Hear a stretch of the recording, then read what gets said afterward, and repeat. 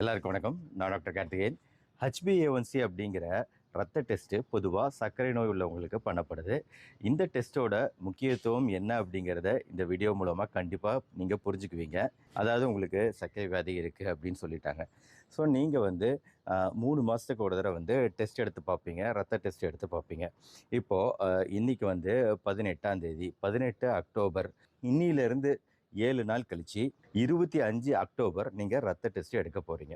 இன்னும் ஒரு வாரத்தில் டெஸ்ட் எடுக்க போகிறாங்க அப்படிங்கிறதுனால நீங்கள் வந்து சில விஷயங்களெல்லாம் கண்ட்ரோல் பண்ணுறீங்க. அதாவது பயங்கரமான கண்ட்ரோல், தீவிர கண்ட்ரோல் மோடுக்கு வந்துடுறீங்க. ஒரு வாரத்துக்கு முன்னாடி நீங்கள் சாப்பிட்றதுலாம் வந்து கரெக்டாக வந்து ஸ்வீட்டு, ஸ்நாக்ஸு போன்ற விஷயங்களை எல்லாத்தையும் தவிர்த்துறீங்க. டீ, காஃபி வந்து சர்க்கரை இல்லாமல் குடிக்கிறீங்க.